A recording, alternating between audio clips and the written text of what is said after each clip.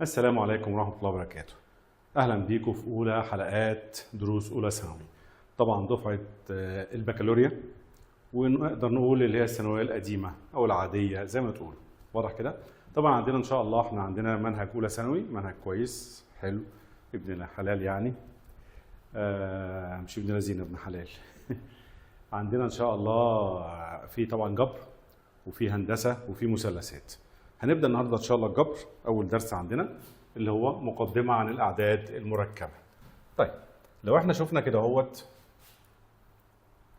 نتكلم عن الأعداد ومجموعات الأعداد. احنا كان في طبعا عندنا معادلات، بنحل معادلات كتيرة بأنواع، وكان عندنا مجموعة الأعداد اللي هي في ط، في ص اللي هي الأعداد الطبيعية، الأعداد الصحيحة، الأعداد النسبية، الأعداد الحقيقية. في طبعا أنواع كتيرة من الأعداد. لما كان عندنا معادلة زي كده واحنا عايزين نحلها ونشوف مثلا في الأعداد الطبيعية، فلما كنت أحب أحل حاجة زي كده اهوت بنقول له س بيساوي 2، ودي بتروح الناحية التانية بإشارة مخالفة فتبقى سالب 6. فلما أجي أقول له س يساوي 2 سالب 6 يعني سالب 4. طيب دي بالنسبة، نخلي بالنا بقى بالنسبة لط وبالنسبة لصاد. ط اللي هي الأعداد الطبيعية اللي هي 0 1 2 3 4 إلى ما لا نهاية، فسالب 4 ده ما هواش من الأعداد الطبيعية. فاحنا قلنا دي ملهاش حل في الاعداد الطبيعيه، وابتدينا ناخد مجموعه الاعداد اللي اكبر منها شويه اللي هي فيها اعداد سالبه واعداد موجبه والصفر اللي هي الاعداد الصحيحه. فلما طلع لي دوت كده اهو اصبح ينفع، لان ده موجود جوه الاعداد الايه؟ الصحيحه. فاصبح ان انا ممكن اقول له ان مجموعه الحل بيساوي سالب 4. لكن بالنسبه للاعداد الطبيعيه كان لا، مفيش اعداد سالبه، فكنت بقول له مجموعه الحل بيساوي فاي، مفيش. يبقى ده مش موجود في الاعداد الطبيعيه، فكنا بنقول ملهاش حل. اما بالنسبه للاعداد الصحيحه فده موجود حل، لان الاعداد الصحيحه بتتكون من ايه؟ من الاعداد الصفر وتاني والواحد والاثنين وماشيه كده، وكمان السالب ماشيه كده. فانا عندي الموجب والسالب والصفر، فدي بتنتمي لحاجه منهم، يعني بتنتمي للاعداد الايه؟ الصحيحه. جينا بقى لحاجه زي كده اهو عشان احلها. احنا كان لما يكون عندي معادله تربيع عادي س تربيع بيساوي 4، كنا بنقول له س بيساوي، طالما هنا في تربيع فبقول له موجب وسالب جذر الرقم اللي هنا 4 عشان افكركم. فكانت يبقى موجب وسالب جذر الاربعه كام؟ 2. واضح كده؟ وخلي بالكم ده الجذر ده لازم يكون العدد اللي جواه موجب، فخلاص بيطلع لي ايه اهو الحل بتاعه. ودي موجب وسالب طالما في تربيع، ودي كان معناها لو انا ربعت الاثنين تديني 4، لو ربعت السالب 2 تديني 4. يعني لو غطت بيهم هنا مكان السين طالما هربعها بيدي نفس الناتج سواء سالب او موجب. او ان انا بسالك ايه العدد اللي اربعه يديني 4؟ الاثنين. وبرده السالب 2 لما اقول سالب 2 في سالب 2 بموجب 4، فكان بيدينا اهو حلين. واضح كده في ديت. طب ده لما كان س تربيع بيساوي عدد موجب. لما نيجي بقى لس تربيع بيساوي عدد سالب، لحد النهارده كده اهو، لحد ما انتوا دخلتوا اولى ثانوي كان ملهاش حل.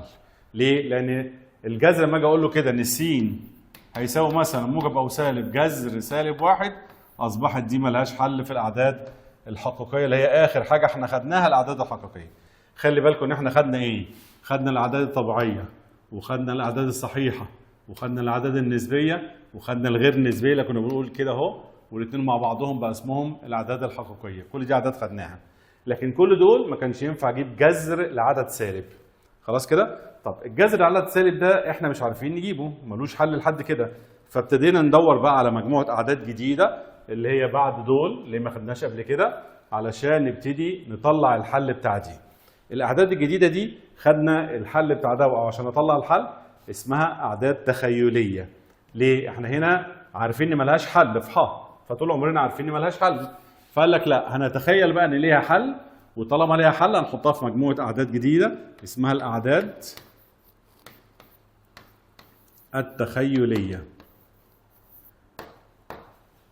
طيب احنا الاعداد الطبيعيه دي كان اسمها الطبيعيه، فخدنا اول حرف مالناش دعوه بالالف واللام بقت ط. الصحيحه خدنا اول حرف بقت الصحيح. النسبيه خدنا اول حرف بعد الالف واللام. يبقى التخيليه بناخد اول حرف بعد الالف واللام، يبقى الرمز بتاعها ت. خلاص كده؟ فقال لك احنا دلوقتي بقى كل ما نلاقي جذر سالب 1 ده هنسميه ت.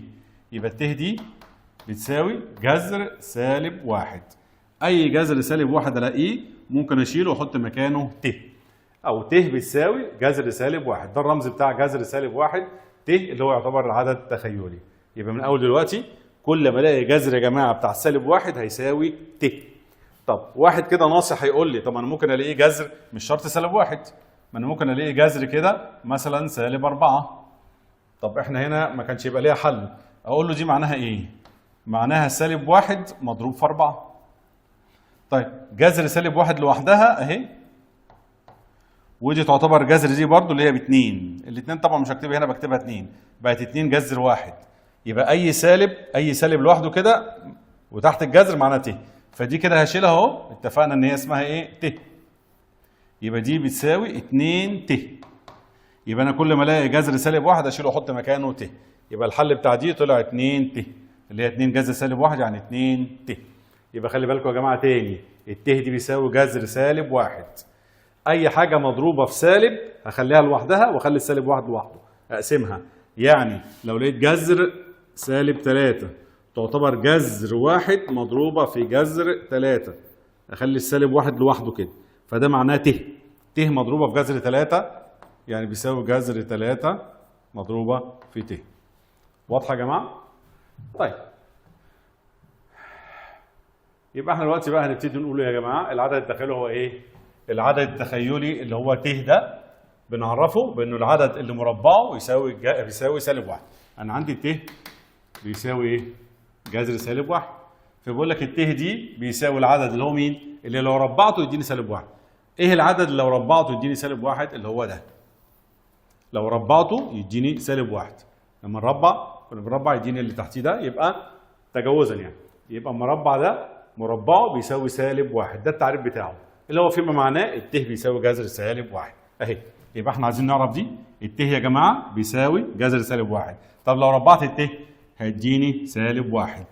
نخلي بقى بالنا من الاثنين دول مهمين قوي قوي قوي.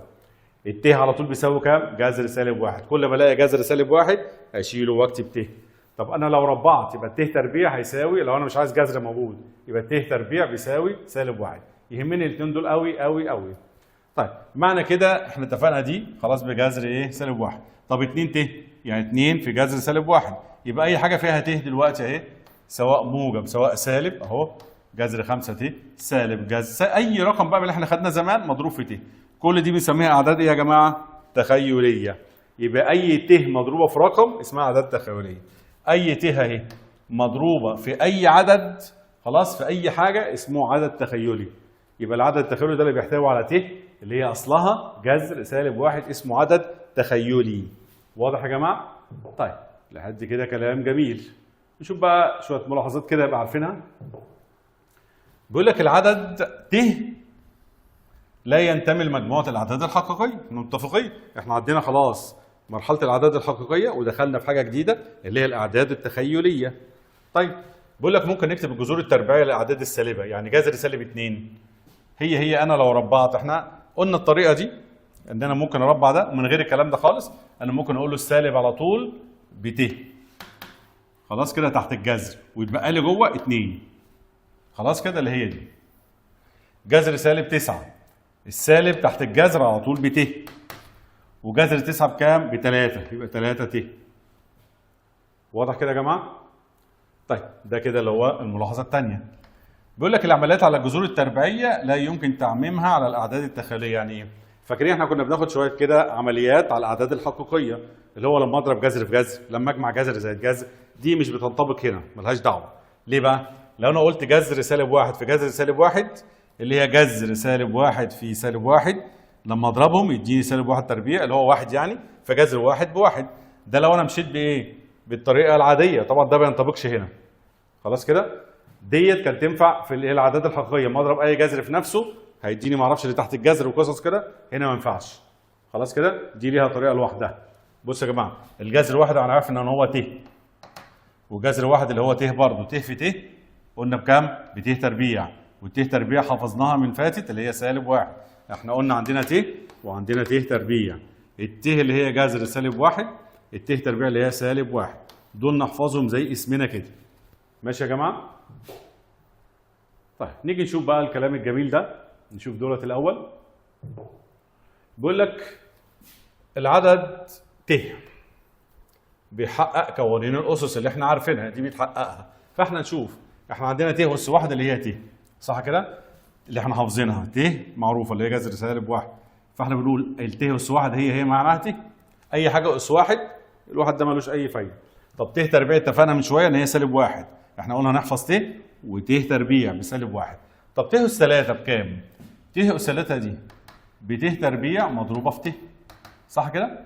والت تربيع دي قلنا معناها سالب واحد، سالب واحد مضروب في ت يعني سالب ت، يبقى كل ما الاقي ت تكعيب معناها سالب ت. طب لو لقيت ت اس 4 دي معناها ت اس 2 في ت اس 2. هو ت اس 2 قلنا بكام؟ بسالب واحد، وت اس 2 بسالب واحد. طب سالب واحد في سالب واحد سالب سالب في موجب، بموجب على طول. طب واحد في واحد بواحد، يبقى النتيجة هتطلع واحد بس.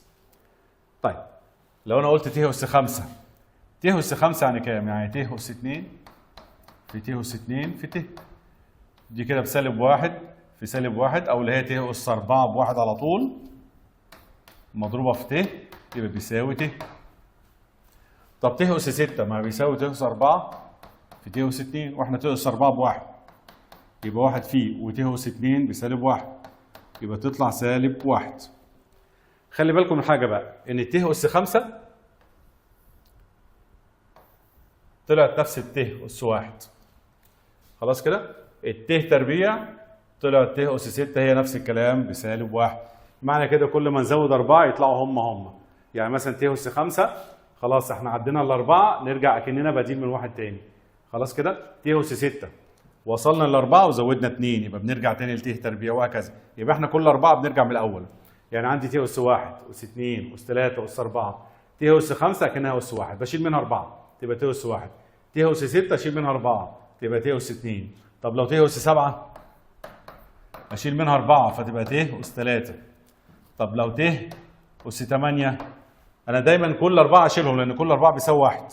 كل ت أس 4 بيساوي 1، فكل ت أس 4 ألغيها بواحد بتطير على طول. فت أس 8 أنا بشيل منها ت أس 4 بواحد وهيتبقى ت أس 4 بواحد، يعني في النهاية تبقى 1. ماشي كده يا جماعة؟ خلي بالكم إن ت أس 4 بواحد، ت أس 8 بواحد، كل ما أزود أربعات بواحد، ت أس 12 بواحد، ت أس 16 بواحد وهكذا، ت أس 20 بواحد. أي حاجة تقبل على الأربعة يبقى الت بتاعتها بيساوي الت أس، أي حاجة تقبل على 4 بيساوي 1. ماشي يا جماعة؟ لو بصينا كده هنلاقي الجدول ده اهو مهم قوي. بيقول ان ت أس 1 بيساوي ايه؟ ت. ت أس 2 بسالب 1، ت أس 3 بسالب ت. خلاص كده؟ ت أس 4 بواحد. كل ما ازود بقى ت أس 5 تبتدي من اول الصف تبقى زي دي. ت أس 6 زي دي، ت أس 7 زي دي، ت أس 8 زي دي. اللي بعدها ابتدي ت أس 9 من اول الصف زي دي، 9 و10 و11 و12، وابتدي من اول الصف 13، كلهم حاجه ثابته. يبقى هي دي الاساسي، هو الثابت عندنا في كله الاربعه دول. كل ما ازود تبقى لازم حاجه من دول. خلاص كده؟ لحد ما نوصل لدي كده، ت أس 4 ن زائد 1. ت أس 4 في اي رقم احنا قلنا كل الاربعات بواحد، فت أس 4 حتى في 5، يعني لو قلت ت أس 21 معناها ت، خلي بالكم دي ت أس 4 في 5 اللي هو ب 20 ومعايا واحد زياده. 4 في 5 دول خلاص راحوا، الأربعات بتروح بيبقى واحد، يتبقى لي ت أس 1 بت. يبقى كل ما الاقي 4 ن بتروح زائد 1 يبقى هو ت أس 1 على طول. طب ت أس 4 في أي رقم زائد 2 خلاص دي بتروح، يبقى ت أس 2 بسالب 1. ت أس 4 ن زائد 3 دول بيروحوا، يبقى ت أس 3 اللي هي بسالب ت سالب ت وهكذا ماشيه معانا. طيب هقول لكم حاجه سهله جدا تسهل علينا الدنيا دي كلها عشان نعرف نوصل لها. خلاص كده؟ عشان نعرف نجيب بقى الحاجات دي بتيجي ازاي. نخلي بالنا.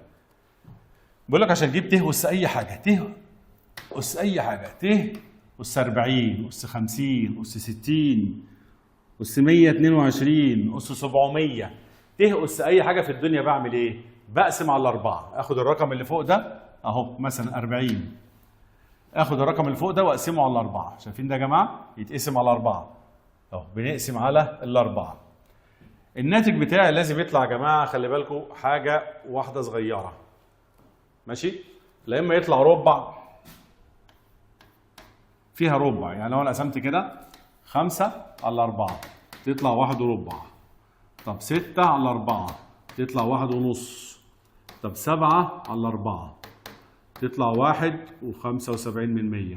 طب 8 على 4 تطلع 2 عدد صحيح مفيش كسر. فاهمين يا جماعه؟ فنخلي بالنا كده مع بعض كده. اذا طلع فيه ربع يبقى دي هتطلع ت اس 1 بت. اذا طلع ربع يبقى لازم تطلع لي ت.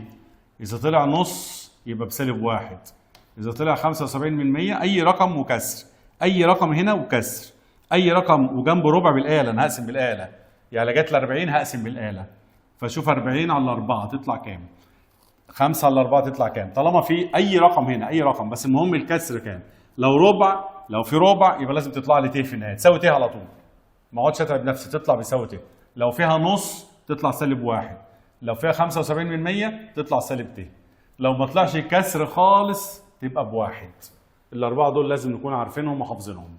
واضح كده؟ عشان اسهل عليكم احنا ممكن نعمل جدول كده.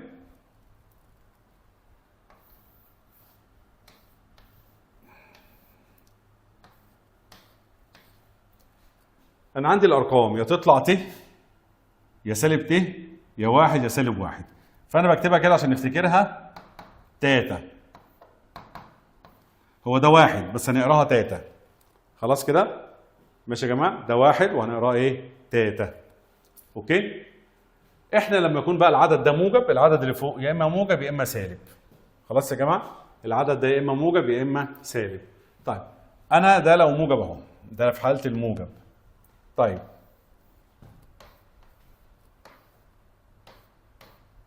في حالة السالب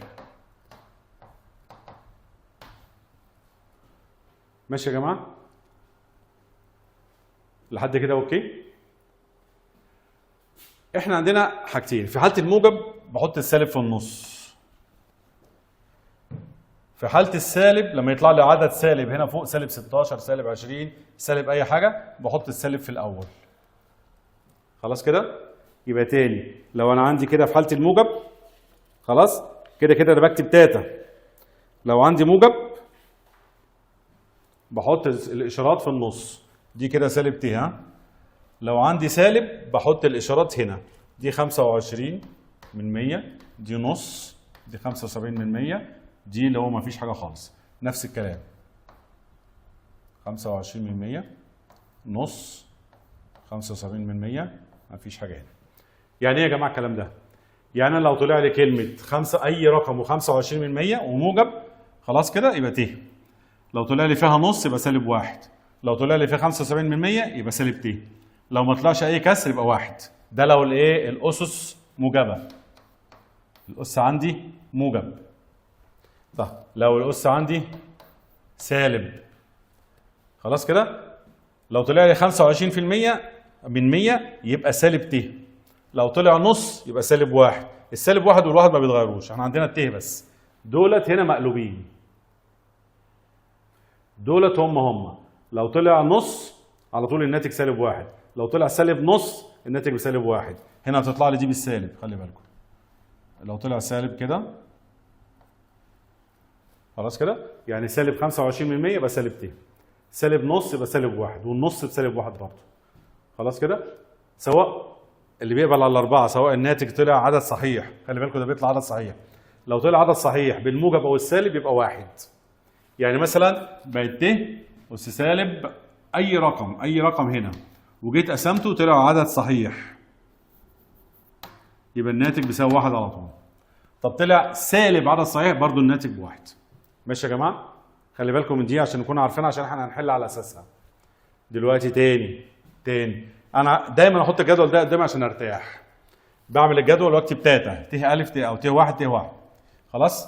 هو تاتا هنا وتاتا هنا. لو زائد، لو الرقم اللي هقسمه هيطلع بالزائد بشتغل بالجدول ده، والاثنين اللي في النص هم اللي سالب. لو الاسس عندي سالبه يبقى نفس الجدول، بس الاثنين اللي على اليمين هم اللي سالب. فانا لو جيت اقسم مثلا الراجل اداني 45، فأنا 45 دي هقسمها على الأربعة، تطلع 1 صح كده؟ تطلع 11 ويتبقى ربع. طب طلع ربع دي على طول موجب أهي، الربع موجب يبقى بيساوي ت، يبقى على طول هقول له بيساوي ت. لو كان طالع سالب السالب يبقى بيساوي سالب ت، فنخلي بالنا بقى. طب نشوف بقى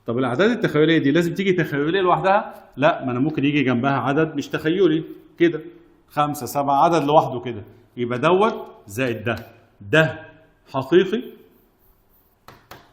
وده تخيلي. يبقى لو جالي العدد بيكون من جزء تخيلي وجزء حقيقي، اصبح عندي كوكتيل دلوقتي. الكوكتيل ده اللي انا بسميه عدد ايه بقى؟ مركب بقى. والمركب دي خلي بالكم اصلها كده بالفيزياء والكيمياء، لما بحط حاجتين على بعض بيبقى اسمه مركب. عندنا مركب والمحلول والحاجات دي، فاحنا لما يجي لنا حاجه زي كده اهو، ده مركب يعني بيتكون من حاجتين مع بعض. واضحه؟ نشوف بقى شويه الملاحظات دي، كلام سهل خالص. بيقول لك اذا كان الف وب عددين حقيقيين، اللي هو الالف اللي هنا ده واللي جنب الت دوت بيكون اعداد حقيقيه. ما انا مثلا هقول له 2 زائد 3 ت، فده عدد حقيقي وده عدد حقيقي. التخيلي خلاص كده معايا؟ وانا بقول له طالما دي مضروبه في عدد تخيلي، فانا بقول له ده الجزء التخيلي، خلي بالكم. لكن العددين دول بيبقوا اعداد حقيقيه، يعني الجزء التخيلي ده في ت وفي عدد حقيقي. بيقول لك بقى اذا كان الف وب عددين حقيقيين، فان العدد عين اللي هنسميه الف زائد ب ت ده بنسميه عدد ايه؟ مركب. بنسمي الف اللي هو هنا ده اللي هو لوحده ده بالجزء الحقيقي، واي حاجه مضروبه في ت بالايه؟ بالجزء التخيلي. فالعدد ده كده اهو، ده الحقيقي طبعا عشان لوحده، وده التخيلي. يبقى ده حقيقي وده تخيلي. خلاص كده؟ طيب بيقول لك اذا كانت ب بيساوي صفر، ب دي لو ساوت صفر اصبح مفيش عندي تخيلي، فيبقى عندي العدد اصبح ايه؟ حقيقي بس. خلاص كده؟ طيب يعني لو عندي يساوي 3 وقال لك ده عدد مركب، يبقى عدد مركب بس الب اللي مضروبه في ت بصفر، يبقى صفر بت بصفر، يبقى خلاص طارت. يبقى ده عدد مركب بس بيتكون من جزء حقيقي بس. طب اذا كانت الف هي اللي بصفر، فده هيتشال، هيتبقى عندي اللي هو الجزء التخيلي بس. في الحاله دي يتبقى عندي ب ت، فبقول له ده الجزء التخيلي. يعني لو عين بيساوي 6 ت، ده عدد ويعتبر مركب بس فيه الجزء التخيلي بس هو اللي موجود. ماشي يا جماعه؟ والعدد الحقيقي مش موجود. خلي بالكم كل عدد حقيقي زي ده برضه هو جزء مركب، لان ده جزء من الاعداد المركبه بس الجزء التخيلي بصفر. يبقى احنا اي حاجه دلوقتي هتقع تحت بند الاعداد المركبه، حتى الاعداد الحقيقيه اصبحت جزء من الاعداد المركبه، فالاعداد المركبه دي هي الاكبر. خلاص كده؟ والاعداد الحقيقيه اصبحت جزء منها. تعالوا نشوف بقى امثله كده. بيقول لك اختر الاجابه الصحيحه من بين الاجابات المعطاه. مجموعه حل المعادله دي. هنا بقى يا جماعه انا عايزكم بقى تعرفوا اي حاجه فيها س تربيع لازم ابتدي احل بالاله الحاسبه. الاله الحاسبه هعمل ايه بقى؟ عندنا مود، اي اله عندنا في مود. خلاص كده؟ بدوس مود هيطلع لي فيه شويه كلام كتير. في الات عند نمره 3 هلاقي ايكويشن، يعني هدوس مود 3. في الات بدوس مود 3 3، وفي الات بدوس مود 3 5. اهم حاجه مود واخد كلمه ايكويشن، سواء هي 3 هي 5. كلمه ايكويشن دي يعني بيحل لي المعادلات. وبعد ما ادوس ايكويشن في عندي 1 2 3 4 5، بختار نمره 3 اللي هي مكتوب عليها ايه؟ اكس تربيع زائد بي اكس زائد سي. ماشي كده؟ دي بتحل لي اي معادله تربيعيه. ودي هعملها لكم حلقه لوحدها كده، خلاص، فيها الاله بس تشوفوا بدوس على ايه في الاله والكلام ده كله، عشان طبعا دي مش هتشوفوا كده من هنا. فانا هعملها لكم حلقه واضحه والاله ظاهره فيها وكل شيء. معايا يا جماعه؟ لكن انا بيكون عندي 3 حاجات كده او 3 مربعات في الاله. انا ببتدي ادخل رقم.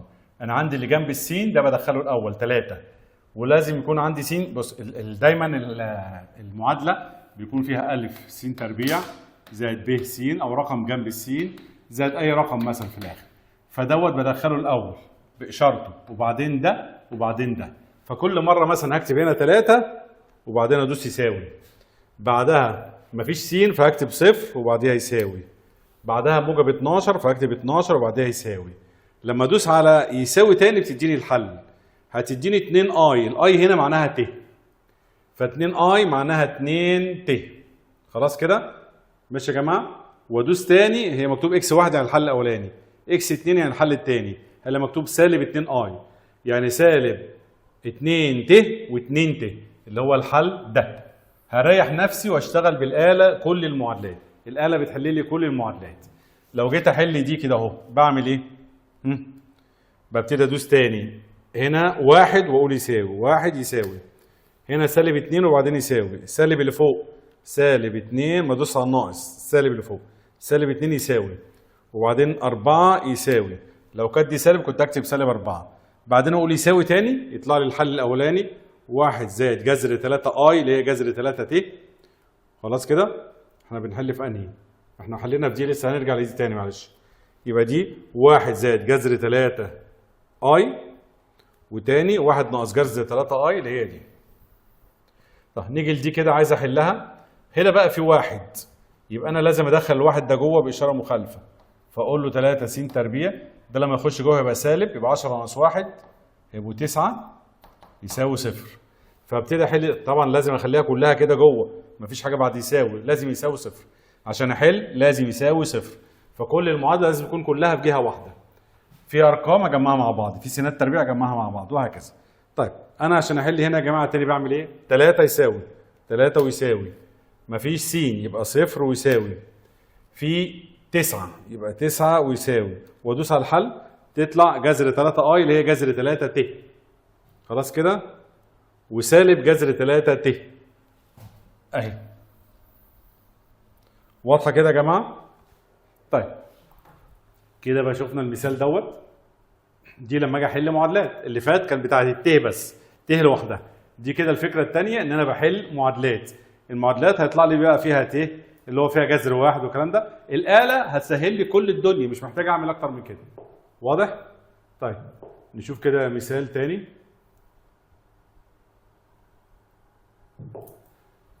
بيقول اذا كان س وص تنتمي لح وت تربيع بيساوي سالب 1 ودي احنا عارفينها.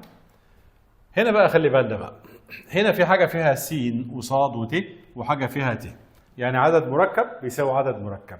لما الاقي عددين مركبين بيساووا بعض خلي بالكم يبقى العدد الحقيقي يساوي العدد الحقيقي والعدد التخيلي يساوي العدد التخيلي.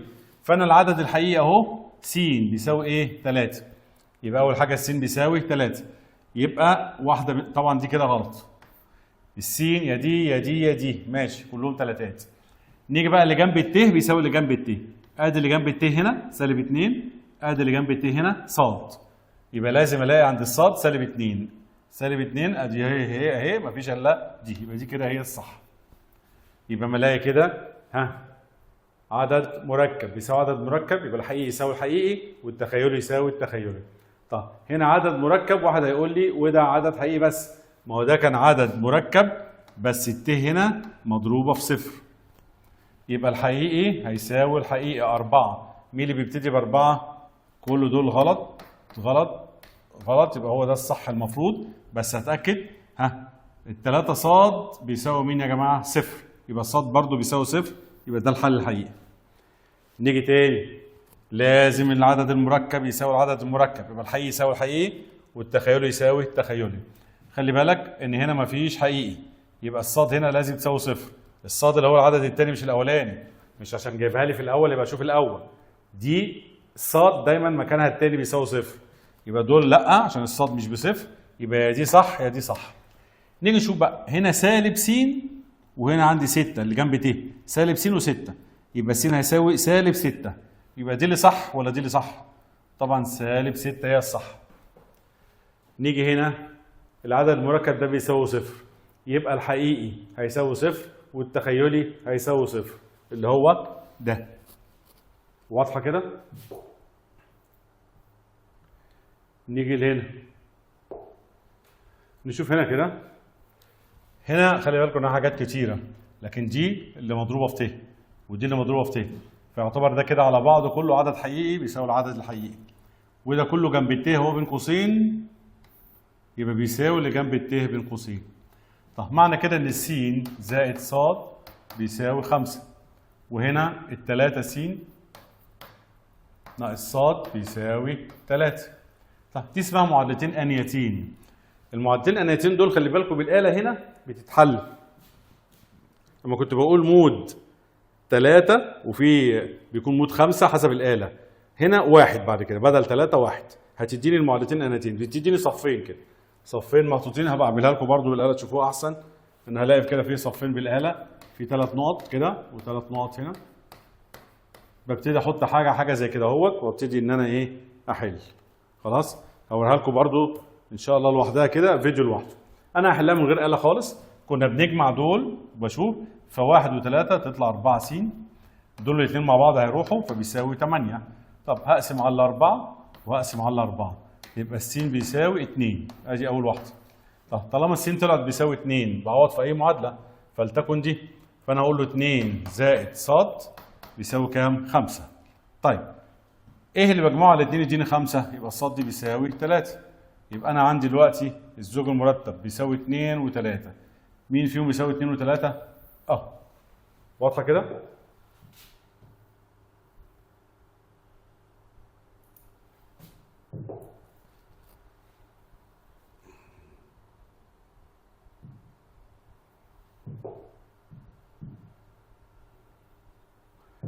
ماشي. بيقول لي ملاحظات. واحد موجب او سالب ت اس 2 ن بيساوي كام؟ يعني لو عندي 1 زائد ت اس 2 ن، كده كده انا عندي ديت اس 2 وده كله هيبقى اس ن، فانا عايز افك اللي جوه دي. بتتفك ازاي دي؟ الاول في نفسه بواحد، الثاني في نفسه ت في ت بت تربيع اللي هي سالب 1. خلاص كده؟ موجب الاول في الثاني في 2 ب 2 ت، الاول في الثاني في 2. ده كله اللي هو فوق هنا ن، طبعا دول بيروحوا فهتديني ايه بقى؟ 2 ت اس ن. فهو بيقول لي بتديني 2 ت اس ن.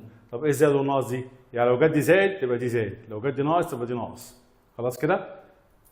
ماشي يا جماعه؟ يبقى كل ما يجي لي حاجه زي كده فيها 2 4 6 8 اي حاجه مضروبه في 2 بعملها نفس الشيء. فلو جت لي بصوا كده اهي، لو جت لي 1 زائد ت اس 120. خلاص كده؟ كلمه 1 زائد ت دي كده اهو معناها 1 زائد ت اس 2، وده كله 2 في كام ب 120 ب 60.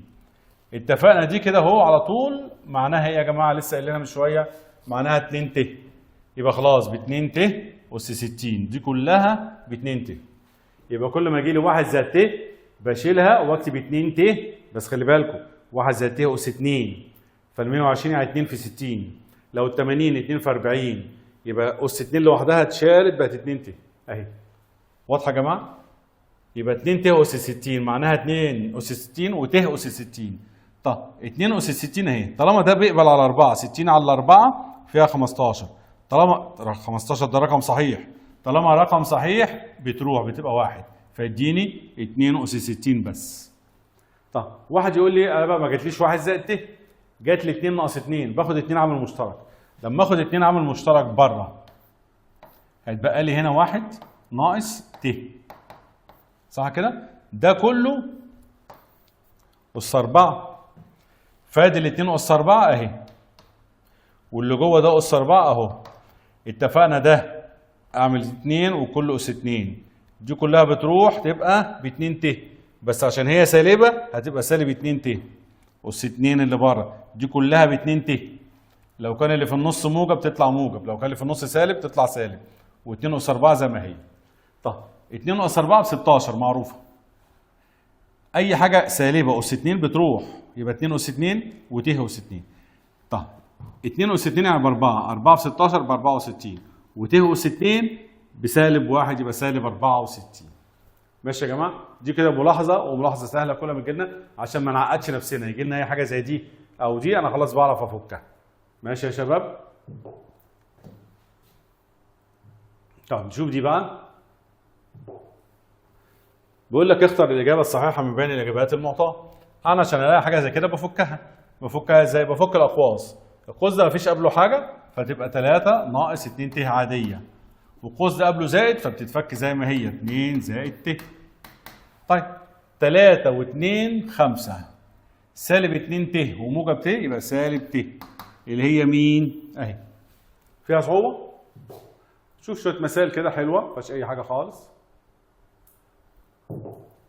تعالوا نفك دي قبلها موجب بتتفك زي ما هي، الكلام كله هتلاقوه سهل وحلو قوي. دي قبلها سالب فلازم اغير الاشارات اللي جوه فتبقى سالب 4، ودي سالب في سالب يعني موجب ت. طب انا عندي يا جماعه 2 وسالب 4 تبقى سالب 2، سالب 3 ت وموجب ت يبقى سالب 2 ت. الشكل ده فين يا جماعه؟ اهو. طيب نشوف ده ضرب بقى. لما اجي اضرب بضرب الاول في القوس كله وبعدين التاني في القوس كله، ف2 في 4 ب8. خلي بالك موجب في سالب بسالب. 2 في ت ب2 ت، يعني 2 في 4 ب8، 2 في سالب ت بسالب 2 ت. طب نيجي ده بقى يتضرب هنا وبعدين هنا، 3 ت في 4 يبقى 12 ت. 3 ت في سالب، الأول موجب في سالب بسالب، 3 ت في ت ب3 ت تربيع. خلي بالنا. طب نشوف، أنا عندي هنا 8 أهي، الت تربيع خلي بالكم إنها بسالب 1، لما أضربها في سالب 3 بقت موجب بقى 3. نيجي لدي بقى 12 ت وناقص 2 ت يبقى 10 ت. ما ننساش نجمع دول، يبقوا 11 زائد 10 ت. 11 زائد 10 ت اهي. واضحه يا جماعه؟ بتأني كده ونحل هتلاقوا الدنيا ماشيه كويس. يبقى لما اجي اضرب خلي بالكم بضرب الاول في القوس كله والثاني في القوس كله. دي المهارات القديمه اللي بيبقى يعني شويه مطلوب نعرفها. اما هنا فك الاقواس في الجمع والطرح بفك حسب الاشاره اللي قبله. تاني بالنسبه للجمع والطرح بفك القوس حسب الاشاره اللي قبله. بالنسبه للضرب بضرب الاول في القوس كله والثاني في القوس كله وبعدين ابتدي اجمع المتشابه. واضحه كده؟ طيب نشوف دول. نشوف دي بقى. احنا خلي بالكم ان احنا دلوقتي بنراجع لايه الاقواس اللي هي القديمه.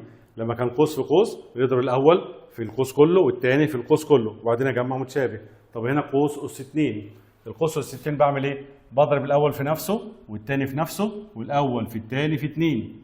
تاني الاول في نفسه اللي هو 2 في 2 ب4 زائد الثاني في نفسه 3 في 3 ب9 ت تربيع.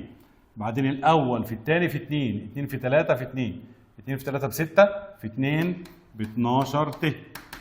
طب ده كلام جميل. طب احنا عندنا الت تربيع دي اللي هي بسالب 1، لما اضربها في 9 تبقى سالب 9، يعني 4 ودي سالب 9 زائد 12 ت. نيجي برضو دول المفروض يتجمعوا، 4 وسالب 9 يعني سالب 5 زائد 12 ت. فين بقى 5 سالب 5 زائد 12 ت اللي هي دي. واضحه كده؟ طيب ده قوس اس 10 كتير قوي ما اعرفش اضربه. طب بنعمل ايه؟ بنتحايل نعمل 1 زائد 2 اس 2 بس، وده كله يبقى اس 5. ده ت معلش 1 زائد ت. طب 1 زائد ت اس 2 اتفقنا اللي هي ب 2 ت. صح كده؟ يبقى ده كله اس كام؟ 5. يعني 2 اس 5 في ت اس 5. طبعا 2 اس 5 ب 32 وت اس 5 ماشيين منها 4 او اقسم تطلع 1 وربع.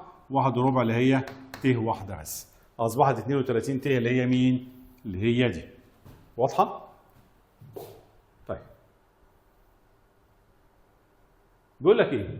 بيقول لك العددان المترافقان. طبعا خدنا الاعداد المترافقه في اعدادي ثالثه اعدادي اللي هو مثلا كان يبقى 2 زائد جذر 5 و2 ناقص جذر 5. كان هو عدد وجذر وعدد وجذر واللي بينهم اشاره مره موجب مره سالب. طب هنا الاعداد المترافقه في الاعداد اللي هي المركبه بنقول عليه مترافق اذا كان هو بس اشاره ايه؟ مخالفه. نفسه هو. الاشاره المخالفه بقى خلي بالي هنا اللي هي بتاعت الت، مش شرط اللي في النص. الاشاره الت مره موجبه مره سالبه. واضحه كده؟ لازم يكونوا متساويين في كل حاجه ما عدا الاشاره بتاعت مين بقى؟ بتاعت الاشاره بتاعت الجزء التخيلي. فمثلا لو انا عايز مرافق العدد ده محدش يغير لي الاشاره او حد يكتب لي 2 ت خلاص كده زائد 3، ده كده غلط. انا بغير اشاره المين؟ التخيلي، فتبقى سالب 2 ت سالب 3 كده اهو. ده اللي اشارته تتغير. خلاص يبقى دوت غلط. طب مرافق العدد 2 ت ده تخيلي بس، انا كده كده بغير اشاره المين؟ التخيلي، يبقى ال 2 ت هتبقى سالب 2 ت. طب لو جالي عدد حقيقي مش بغيره. خلاص كده؟ اهو دوت كده وده مترافقين لان عندي الت واحد سالب واحد موجب، فلما اضربهم بيحصل ايه؟ بضرب الاثنين في الاثنين والثلاثه دي في الثلاثه. خلي بالكم بضرب 3 في 3 ب9 وت تربيع بسالب 1 فتتحول لسالب 9 على طول. خلاص كده؟ دي حاله الموجب. انا عندي الاول سالب في سالب، سالب في موجب بسالب، و3 في 3 ب9، وت في ت بسالب 1 فتتضرب فتبقى موجب 9. فانا رايح نفسي بربع الاول واربع الثاني اهم باشاره موجبه على طول. نيجي بقى بنعمل هنا ايه؟ خلي بالكم 6 ناقص 6 ت. انتوا عشان تريحوا نفسكم نضرب الاول في القوس كله والثاني في القوس كله زي ما احنا عرفنا. خلاص كده؟ لا اما هقول له دولت يتضربوا في بعض ودولت يتضربوا في بعض اهم وجنبهم ت. اي حاجه من الاثنين زي ما انتوا عايزين. طبعا دي بصفر فيتبقى 3 4 و9 13. ماشي كده؟ الاعداد المترافقه هنا هتطير الت، خلي بالنا. اوكي؟ يعني هلاحظ ان ضربت الاول في الاول والثاني في الثاني اهو موجب. دول اهم عددين مترافقين برضه. اشوف بس حاجه. اللي هو لو ضربت الاول في القوس كله والثاني في القوس كله. ماشي؟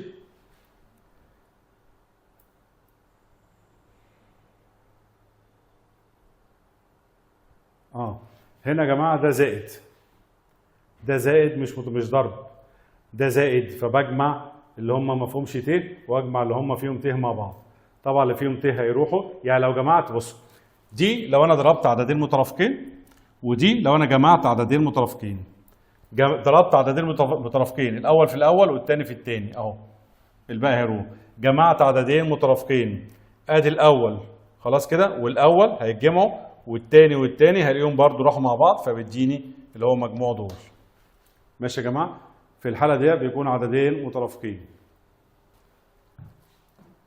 اوكي يا جماعه؟ يعني الملاحظه اللي عايزين نقولها ان حاصل ضرب العددين المترافقين هيديني عدد حقيقي ومجموع العددين المترافقين هيديني برضو عدد حقيقي.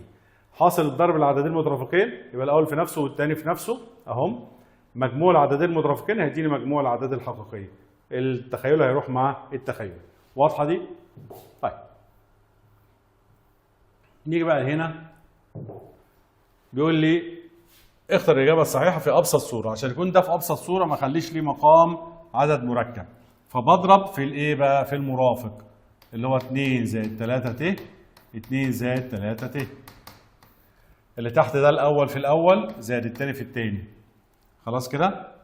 طيب اللي فوق بقى بضرب 13 في 2 26 13 في 3 39 ت. خلاص كده؟ او خلي بالكم ممكن بدل ده بقول 13 في ده مضروب بين قوسين اهو. ادي ال 13 وبين قوسين 2 زائد 3 ت. 4 و9 13 دي هتروح مع دي يتبقى لي 2 زائد 3 ت. واضحه؟ هنا عشان اضرب في الايه؟ عشان احولها لازم اضرب في المرافق. هضرب كده على طول وبعدين اقول يساوي. اضرب في المرافق اللي هي 3 زائد 2 ت و3 زائد 2 ت. نيجي لهنا بس الاول في الاول زائد الثاني في الثاني. بقى ده عايز يتضرب في ده. عشان اضرب ده في ده هضرب الاول في ده كله والثاني في ده كله. 4 في 3 ب 12. 4 في 2 ب 8 ت. نيجي بقى سالب ت في 3 بسالب 3 ت. سالب ت في موجب 2 يبقى سالب 2 ت تربيع. خلاص كده؟ طبعا دي عندنا بسالب 1 في سالب 2 اصبحت 2. ال2 دي مع ال12 يبقى تطلع 14. و8 ت ناقص 3 ت يبقى 5 ت. ده كله مقسوم على 9 و4 13. ممكن اقسمها لحاجتين فتبقى 14 على 13 يعني ده على ده زائد ده على ده زائد ده على ده. 5 ت على 13.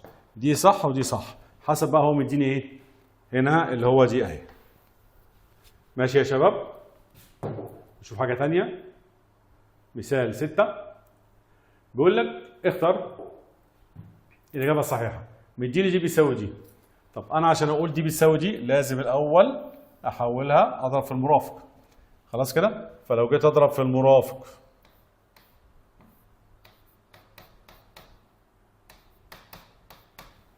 يبقى س زائد ص ت بيساوي.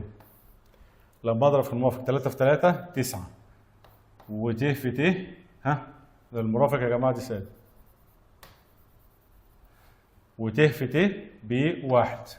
طب نيجي في اللي فوق هنا كده 10 و3 ناقص ت. طبعا 10 تروح مع ال10 أصبحت س زائد ص ت بيساوي 3 ناقص ت. معنى كده السين الحقيقي بيساوي الحقيقي، يبقى السين دي بيساوي 3. طب الصاد بيساوي -1، يبقى -1. فين 3 وسالب 1؟ اهي. ماشي يا رجاله. هنا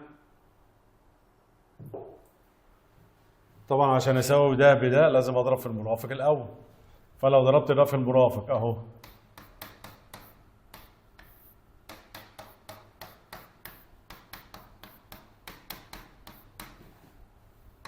طيب اللي هنا دي 1 في 1 ب1 وده في ده 1 اللي هي -1.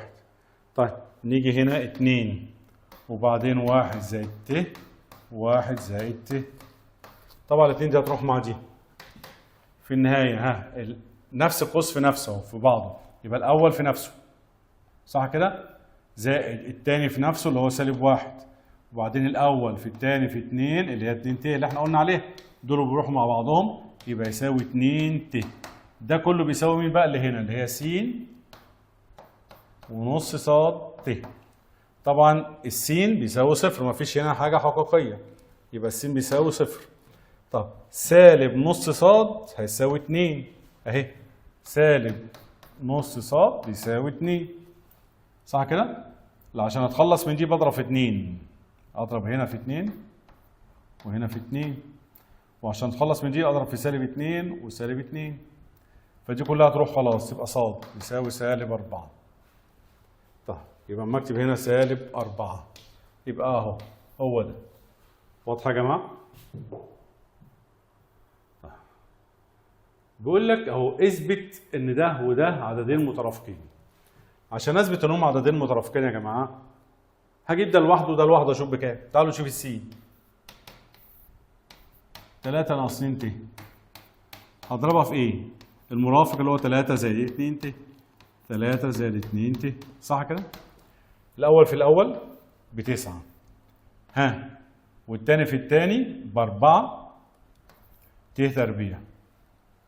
طيب هنا 26 مضروبه في 3 زائد 2 ت، دي 13 مع دي فيها الاثنين يبقى 2 في 3 ب6 زائد 4 ت.